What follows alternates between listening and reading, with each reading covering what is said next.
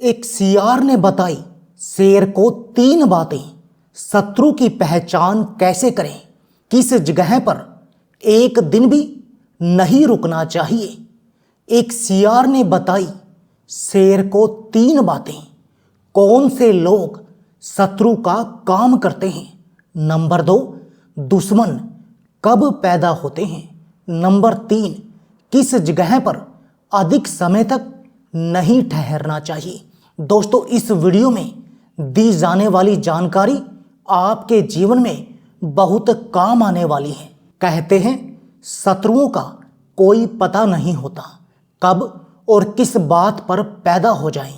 आपका शत्रु छोटा हो या फिर बड़ा, उसका काम आपको हानि पहुंचाना ही होता है। वो कभी आपका भला नहीं सोचेगा। यदि कभी भला सोचेगा भी तो भी वो आपका बुरा करने के लिए ही सोचेगा। दोस्तों, शत्रु हमेशा 2 प्रकार के होते हैं, एक प्रत्यक्ष, दूसरे अप्रत्यक्ष। प्रत्यक्ष उसे कहते हैं जो आंखों के सामने हो, आप उसे देख सकें।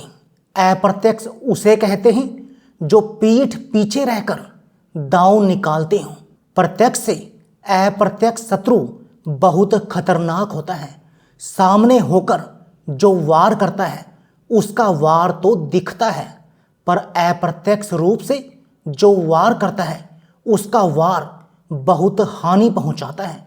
अब सवाल ये है कि इन शत्रुओं से हम अपना बचाव कैसे करें, इनकी पहचान कैसे करें जिससे हम उनकी चोट से बच सकें। तो दोस्तों, इस कहानी को बिना स्किप किए अंत तक जरूर सुनना। लेकिन उससे पहले आप अपनी पूरी सच्ची श्रद्धा से कमेंट बॉक्स में हर हर महादेव, ओम नमः शिवाय जरूर लिखें। साथ ही चैनल को सब्सक्राइब अवश्य कर दें। हे लक्ष्मी माँ, जो भी इस चैनल को सब्सक्राइब करे और इस वीडियो को लाइक करे, उसके घर में कभी भी धन की कमी ना रहे। उसका पूरा परिवार हमेशा हंसता मुस्कुराता कुशल मंगल रहे। भीष्म पितामह कहते हैं, युधिष्ठिर, पूर्व काल में पुरिका नाम की नगरी थी जो धन धान से संपन्न थी। इस नगरी का पौरिक नाम का एक राजा था जो बड़ा ही क्रूर और नीच प्रवृत्ति का था। वो राजा सदैव दूसरे प्राणियों की हिंसा में लगा रहता था। मरने के बाद उसे अगला जन्म सियाम योनि में प्राप्त हुआ, परंतु उसे सियार शरीर में भी अपना पिछला जन्म याद था। वो अपने पूर्व जन्म के नीच कर्मों को याद करके बहुत दुखी होता था।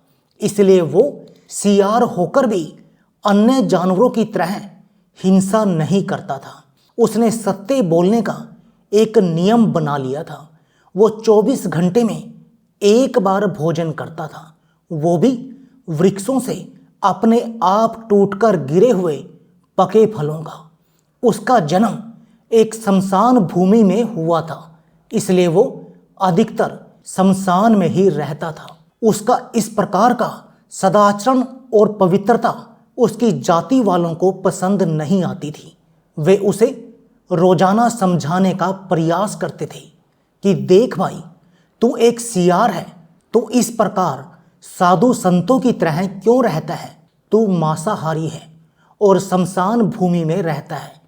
तुझे अपने स्वभाव के अनुसार कार्य करना चाहिए, जैसे हम रहते हैं। तू भी इसी तरह रहकर यदि शिकार के लिए नहीं मारना चाहता है तो ना सही, तेरे लिए भोजन हम ला दिया करेंगे। कम से कम तू उसे खा तो सकता है। हम लोग अपने पूर्वजों के जमाने से मांस पर ही निर्भर रहते आए हैं। तुझे भी अपनी जाति भाई बंधुओं की तरह से ही रहना होगा। अपने रिश्तेदारों की बात सुनकर सियार कहने लगा, भाई, तुम्हें पता है हमारी जाति वालों को लोग घृणित और निमन दृष्टि से देखते हैं। अन्य जाति के जीव हमारे बुरे व्यवहारों के कारण ही हमारा विश्वास नहीं करते। अच्छे स्वभाव और अच्छे आचरण से ही कुल प्रतिष्ठा बढ़ती है। मैं ऐसे कर्म करना चाहता हूँ जिससे हमारे वंश का यश बढ़े।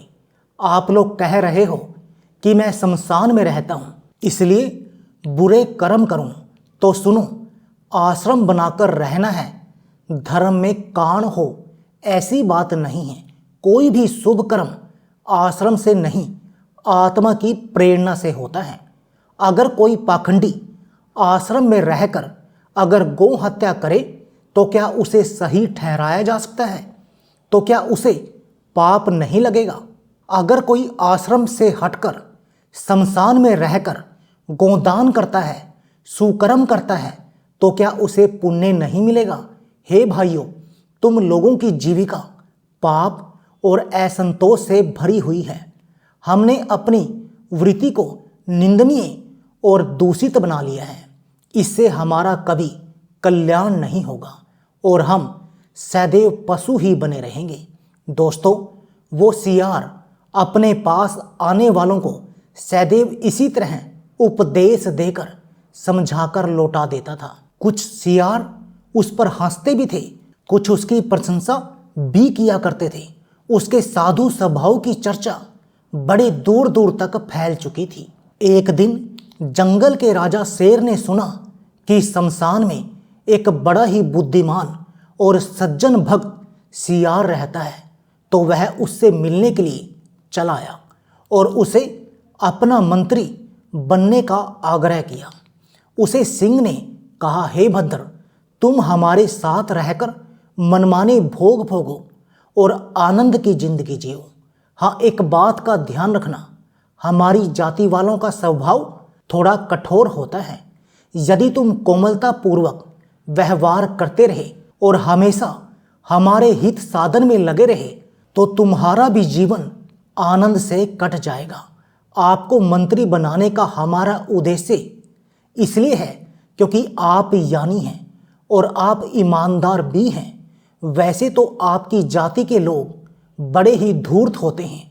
दोस्तों, शेर की बात सुनकर साधु स्वभाव वाले सियार ने उत्तर दिया, सिंहराज, आपको शुद्ध चरित्र वाले सहायक की तलाश है। मैं आपकी सोच की तारीफ करता हूँ।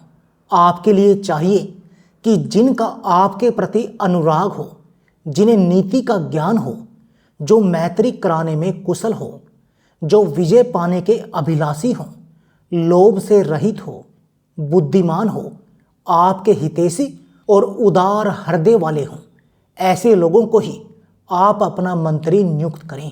आप मेरे लिए जो सुविधाएं दे रहे हैं, मुझे उनकी इच्छा बिल्कुल नहीं है।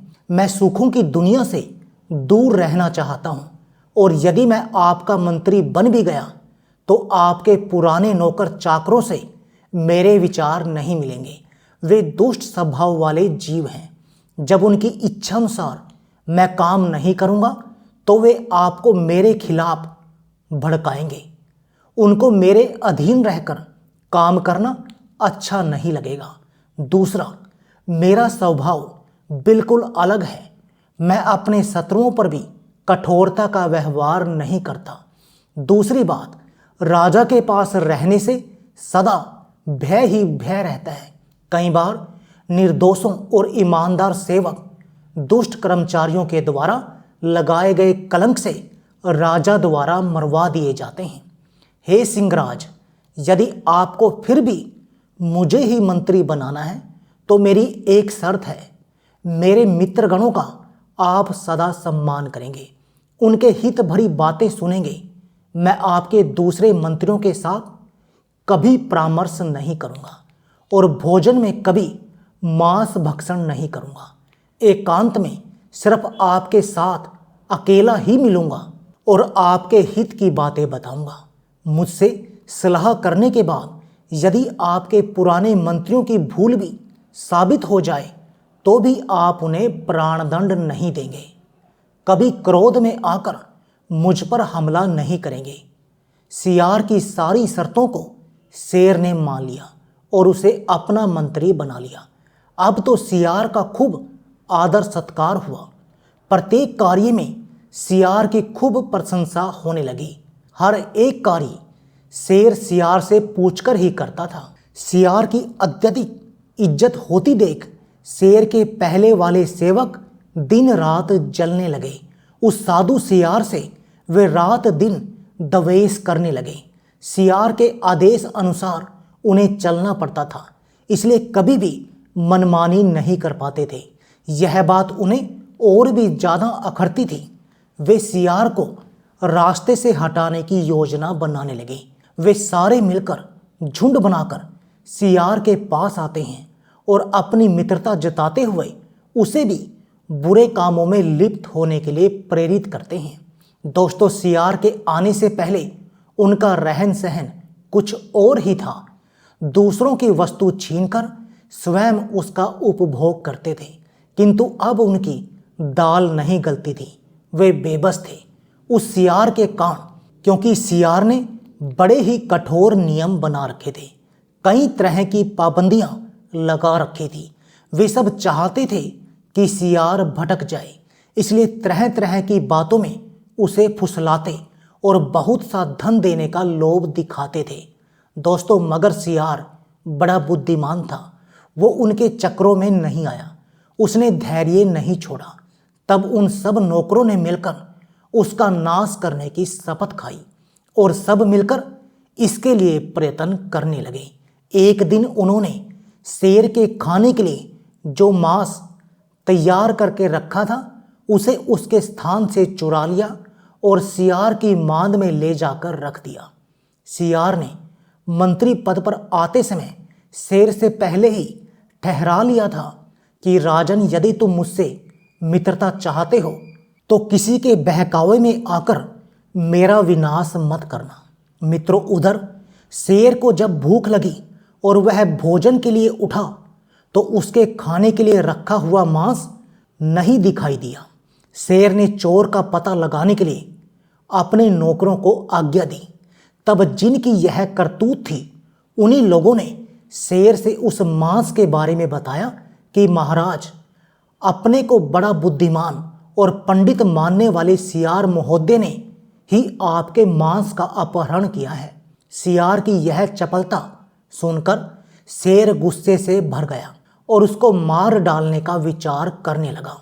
उस समय सियार के प्रतिकूल कुछ कहने का मौका देखकर पहले के मंत्री लोग शेर से कहने लगे, राजन, वह तो बातों में ही धर्मात्मा बना हुआ है, परंतु स्वभाव का बड़ा कुटिल है, भीतर का पापी है, ऊपर से धर्म का ढोंग बनाए हुए है। उसका सारा आचार विचार दिखावे के लिए है। मित्रों, यह कहकर वे क्षण भर में ही उस मांस को सियार की मांद से उठा लाए और शेर के आगे रख दिया। शेर ने उनकी बातें सुनी। जब निश्चय हो गया कि सियार ही मांस ले गया था तो उसने उसको मार डालने की आज्ञा दी। दोस्तों, शेर की यह बात जब उसकी माता को मालूम हुई तो वह हितकारी वचनों से उसे समझाने लगी और कहने लगी, बेटा, जल्दबाजी में कोई निर्णय नहीं लेना चाहिए। हमें इसमें कुछ कपटपूर्ण षड्यंत्र मालूम पड़ता है। तुम्हें इतनी जल्दी इस बात पर विश्वास नहीं करना चाहिए। कहते हैं, काम में दोष हो जाने पर जिनके मन में पाप होता है वे निर्दोष को ही दोषी बनाते हैं। किसी को अपने से ऊंची अवस्था में देखकर अक्सर लोगों को ईर्ष्या हो जाया करती है। वे उसकी उन्नति नहीं सह सकते। कोई कितना ही शुद्ध क्यों न हो, उस पर भी दोष लगा ही देते हैं। लोभी शुद्ध स्वभाव वाले व्यक्तियों से और आलसी तपस्वियों से दवेश करते हैं। इस तरह मूर्ख लोग पंडितों से और दरिद्र लोग धनियों से दवेश करते हैं। पापी लोग धर्मात्मा से और करूप रूप वालों से दवेश करते हैं। विद्वानों में भी कितने ही ऐसे अविवेकी, लोभी और कपटी होते हैं जो बृहस्पति के समान बुद्धि रखने वाले निर्दोष व्यक्तियों में भी दोष निकाला करते हैं। एक और तो जब घर में सुनसान था उस समय तुम्हारे मांस की चोरी हुई। दूसरी बात, सियार कभी भी मांस का भोजन नहीं करता है। अब इन दोनों बातों पर आपको अच्छी तरह विचार कर लेना चाहिए। संसार में बहुत से असभ्य प्राणी सभ्य की तरह दिखते हैं और बहुत से सभ्य प्राणी असभ्य की तरह देखे जाते हैं।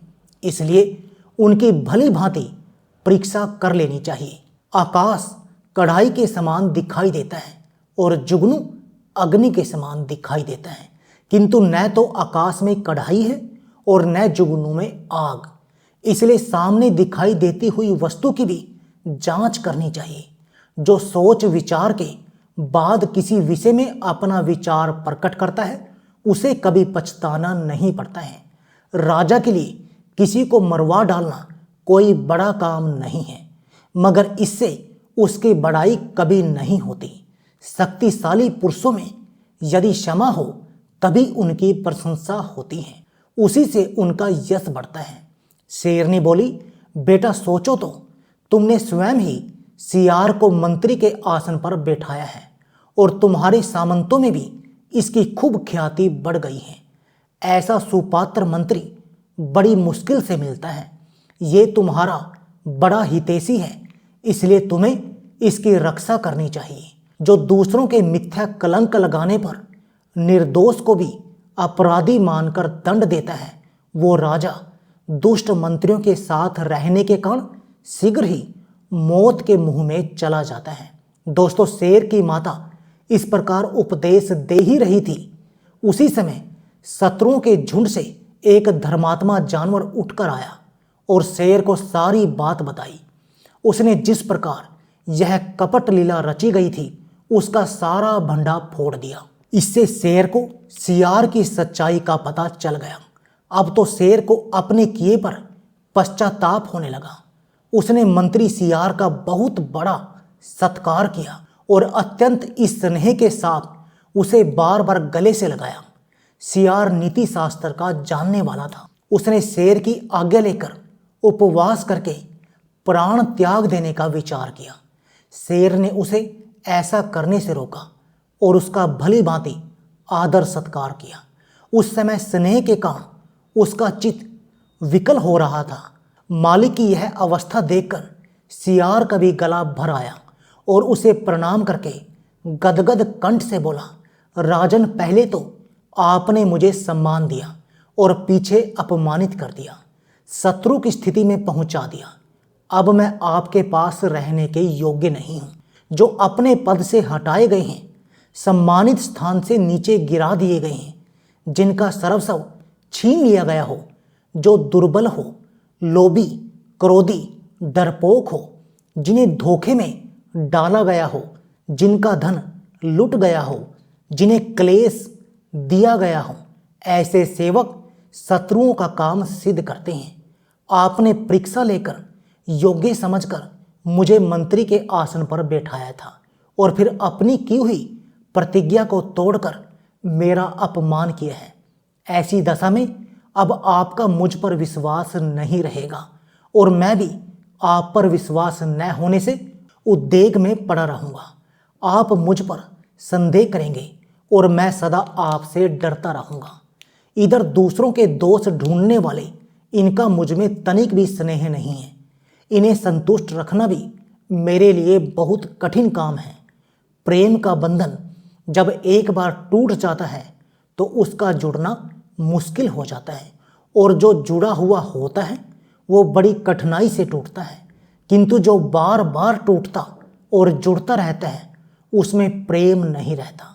राजाओं का चित्त चंचल होता है, उनके लिए सुयोग्य व्यक्ति को पहचानना बहुत कठिन है।